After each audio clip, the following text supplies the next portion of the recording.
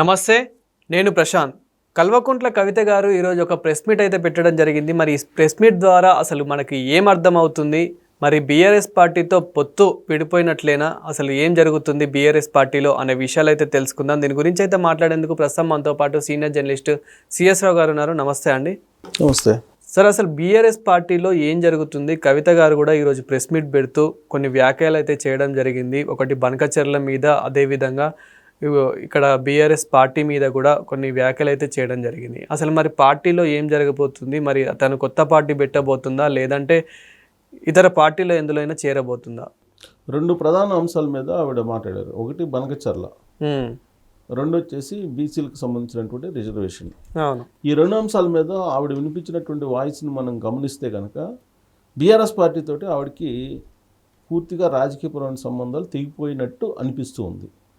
ఎందుకనంటే బీసీ రిజర్వేషన్ల విషయంలో ఇచ్చినటువంటి ఆర్డినెన్స్ కరెక్టే అని చెప్పి ఆవిడ స్టేట్మెంట్ ఇచ్చి రేవంత్ రెడ్డి గారికి పరోక్షంగా జైగొట్టారు. బీఆర్ఎస్ పార్టీ స్టాండ్ ఏంటి? బీసీల రిజర్వేషన్ విషయంలో ఆర్డినెన్స్ అని దాన్ని వ్యతిరేకిస్తున్నారు. ఆర్డినెన్స్ ఇచ్చి తప్పించుకునేటువంటి ప్రయత్నం చేస్తుంది కాంగ్రెస్ పార్టీ అని చెప్పి చెప్తోంది బీఆర్ఎస్ పార్టీ. కానీ కవిత ఏమంటున్నారు? ఆర్డినెన్స్ కరెక్టేను, న్యాయవాదులతోటి కనుక్కున్న తర్వాత కరెక్ట్ అనిపించింది, 4-5 రోజుల్లో నా బాటలోకి వస్తారు బీఆర్ఎస్ పార్టీ వాళ్ళు కూడా అని చెప్పేసి ఆవిడ వ్యాఖ్యానించారు.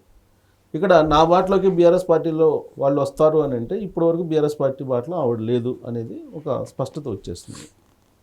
అలాగే రేవంత్ రెడ్డి తీసుకొచ్చిన బీసీ రిజర్వేషన్ ఆర్డినెన్స్కి ఆవిడ జై కొట్టారు. అంటే కాంగ్రెస్ పార్టీతో దగ్గర కాబోతున్నారు అనేది ఒక ఇండికేషన్ కనిపిస్తుంది అక్కడ. ఇక బనకచర్ల విషయంలో కేటీఆర్ గారు, హరీష్ గారు, కవిత వీళ్ళందరూ మాట్లాడారు. అవును. ఏం మాట్లాడారు? తెలంగాణను తాకట్టు పెట్టారు ఢిల్లీలో తీసుకెళ్ళి అని చెప్పి వ్యాఖ్యానించారు.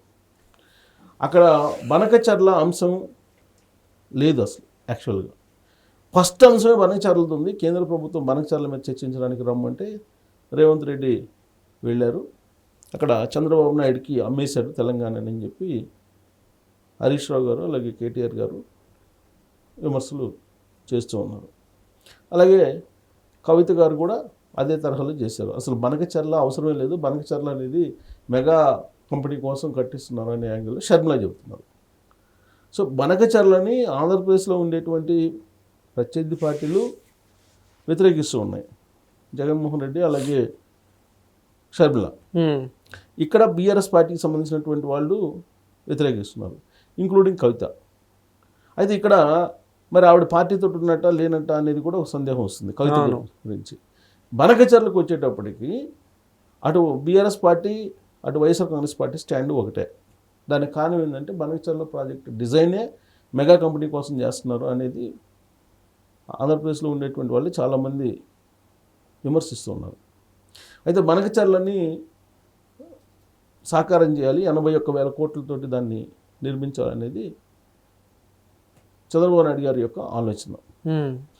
మిగులు జలాలు అనేది మీరు లెక్క చూపించండి అని అంటారు. మిగులు జలాలను మేము కట్టుకుంటున్నాం, వరద జలాలను బేస్ చేసుకొని కట్టుకుంటున్నాం అని చెప్పి అంటున్నారు. ఇక్కడ బీఆర్ఎస్ పార్టీ ఏం చెప్తుంది? అవి గోదావరి జలాల్లో వాటా అనేది తేలాలి కదా, తేలకుండా వెళ్ళ ఒప్పుకుంటాం అని అంటున్నారు. యాక్చువల్గా అంతకు ముందు రోజే తెలంగాణ ప్రభుత్వం ఏం చెప్పిందంటే బనకచర్ల అనేటువంటి అంశం లేకపోతే చర్చలకు వస్తామని చెప్పింది. కేంద్ర ప్రభుత్వం ఈ ఇరు రాష్ట్రాల ముఖ్యమంత్రులని సమావేశపరిచింది కృష్ణా గోదావరి నదుల మీద ఉన్నటువంటి వివాదాలను పరిష్కరించుకోవడానికి.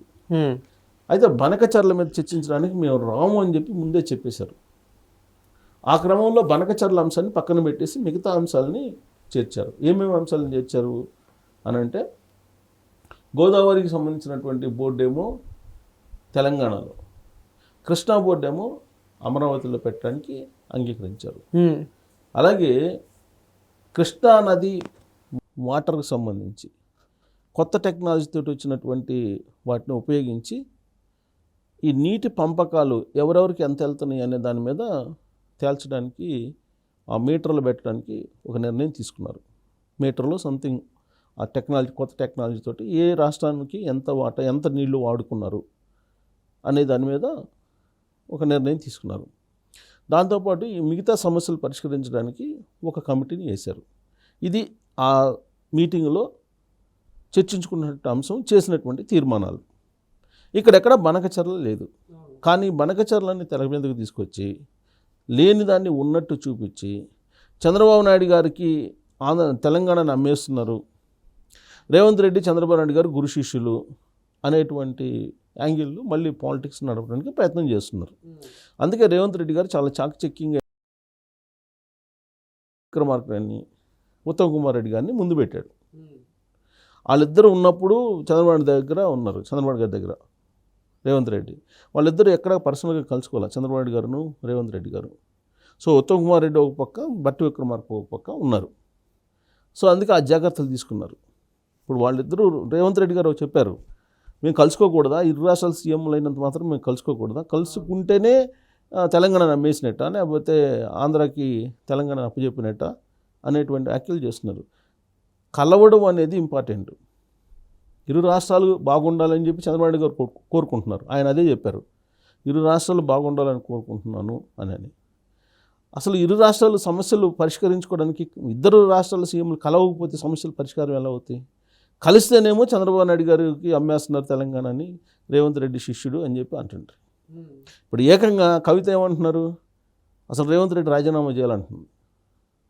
బనకచర్ల ప్రాజెక్టు కట్టుకోవడానికి అంగీకరించేశాడు రేవంత్ రెడ్డి, కాబట్టి రేవంత్ రెడ్డి రాజీనామా చేయాలి అని చెప్పి ఆవిడ డిమాండ్ చేస్తున్నారు. ఇప్పుడు లేటెస్ట్గా ప్రెస్ మీట్లో అదే, రేవంత్ రెడ్డి రిజైన్ చేయాలి అని చెప్పి, నైతికంగా ఆయనకి ఉండటానికి అసలు అర్హుడే కాదు ముఖ్యమంత్రిగా, ఆయన రాజీనామా చేయాలని చెప్పి డిమాండ్ చేస్తుంది ఆవిడ. అంటే ఇరు రాష్ట్రాల ముఖ్యమంత్రుల్ని కలిపింది ఎవరు? కేంద్ర ప్రభుత్వం. కేంద్ర ప్రభుత్వం ఆధ్వర్యంలో కేంద్ర ప్రభుత్వం ఎజెండా ఫిక్స్ చేసి ఇరు రాష్ట్రాల ముఖ్యమంత్రులను ఒక చోట చేర్చి సమస్యలు పరిష్కరించుకోవడానికి ఇరు రాష్ట్రాలకు సంబంధించిన ముఖ్యమంత్రులతో పాటు మంత్రులతో పాటు అధికారులు అందరూ ఉన్నారు. ఇరు రాష్ట్రాలకు సంబంధించిన అధికారులు ఉన్నారు, మంత్రులు ఉన్నారు, ముఖ్యమంత్రులు ఉన్నారు. మరి ఫోకస్ చంద్రబాబు నాయుడు గారు రేవంత్ రెడ్డి గారి మధ్య ఎందుకు ఉంటుంది? అంశాల మీద ఫోకస్ చేయాలి కదా. అంశాల మీద ఫోకస్ చేయకుండా దీన్ని రాజకీయ కోణం నుంచి చూస్తూ చంద్రబాబు నాయుడు గారికి ఏదో రేవంత్ రెడ్డి గారి శిష్యుడు కాబట్టి తెలంగాణ ఏదో అమ్మేస్తున్నారు అనేటువంటి ఫోకస్లో తీసుకెళ్తున్నారు. హరీష్ గారు, కేటీఆర్ గారు, కవిత ఇంకొక అడుగు ముందుకేసి అసలు రిజైన్ చేయాలి రేవంత్ రెడ్డి అని చెప్పి చెబుతున్నారు. ఒకవైపు ఏమో బీసీ రిజర్వేషన్లకు సంబంధించిన అంశంలోనేమో కాంగ్రెస్కి మద్దతు పలుకుతున్నారు, ఎవరు? కవిత. ఇంకొక వైపు ఏమో ఢిల్లీ టూర్కి సంబంధించి రేవంత్ రెడ్డి గారిని రాజీనామా చేయమంటున్నారు. అంటే కాంగ్రెస్ పార్టీ కావాలి, కాంగ్రెస్ పార్టీ ప్రభుత్వం కావాలి కవిత గారికి, రేవంత్ రెడ్డి మాత్రం ముఖ్యమంత్రిగా ఉండకూడదు. ఇది కాన్సెప్ట్. ఆవిడ మాట్లాడినటువంటి ప్రెస్ మీట్లో ఆవిడ ఆంతర్యం అర్థమైంది ఏంటంటే, కాంగ్రెస్ పార్టీలోకి చేరడానికి ఆవిడ సిద్ధపడుతున్నారనేది ఈ మధ్యకాలంలో వచ్చిన ప్రచారం కదా, దానికి సిద్ధం అన్నట్టుగా ఆవిడ ప్రెస్ మీట్ ఉంది. అయితే రేవంత్ రెడ్డి గారు ముఖ్యమంత్రిగా ఉండకూడదు అక్కడ. రేవంత్ రెడ్డి గారు ముఖ్యమంత్రిగా ఉండకపోతే కాంగ్రెస్ పార్టీలో చేరడానికి సిద్ధం అన్నట్టుగా ఆవిడ సంకేతాలు ఇచ్చారు. సో రాబోయే రోజుల్లో మరి రేవంత్ రెడ్డి గారిని నిజంగానే ముఖ్యమంత్రి పదవి నుంచి దించేస్తుందా కాంగ్రెస్ పార్టీ అధిష్టానం? ఇటీవల కాలంలో జరుగుతున్న ప్రచారం కూడా అదే కదా. మరి కవిత గారి కోసం ఆయన్ని దించేస్తుందా? తానున్నంత వరకు కవితని కాంగ్రెస్ పార్టీలోకి రానేనని చెప్పి ఆయన ఈ మధ్యకాలంలో స్టేట్మెంట్ ఇచ్చారు. సో ఆవిడ వాయిస్ వింటుంటే కనుక క్లియర్గా 3 విషయాలు అర్థమవుతుంది. ఒకటి, బీఆర్ఎస్ పార్టీతో కటీఫ్ అయ్యారు. 2, రేవంత్ రెడ్డిని వ్యతిరేకిస్తున్నారు, రేవంత్ రెడ్డి నాయకత్వాన్ని, సీఎంగా ఆయన ఉండటానికి. 3, కాంగ్రెస్ పార్టీతో కలవడానికి రెడీగా ఉన్నారు. ఈ 3 అంశాలు ఆవిడ ప్రెస్ మీట్ ద్వారా నాకు అర్థమైంది. ఆవిడ మాట్లాడితే ఆవిడ మాటల నుంచి మనకు అర్థమైనటువంటిది అది. మరి ఇవి జరుగుతాయా అని అంటే ఒకటి మాత్రం జరుగుతుంది, బీఆర్ఎస్ పార్టీ నుంచి మాత్రం ఆవిడని పంపించేశారు. ఎందుకంటే సింగరేణి బొగ్గు కార్మికులకు సంబంధించి గౌరవ అధ్యక్షురాలుగా ఉంటే ఆ పదవి తీసేశారు. సో కాబట్టి బీఆర్ఎస్ పార్టీతో తెగదింపులు అయిపోయినాయి, అంతవరకు క్లారిటీ వచ్చేసింది. మరి కాంగ్రెస్ పార్టీలోకి వెళ్తారా? రేవంత్ రెడ్డి గారు ఏమో నేనున్నంత వరకు రాని అంటున్నారు. ఈ 2 అంశాలు తేలాలి. ఈ 2 అంశాలు మరి ఎలా టర్న్ తీసుకుంటాయి అనేది చూడాలి. Thank you sir.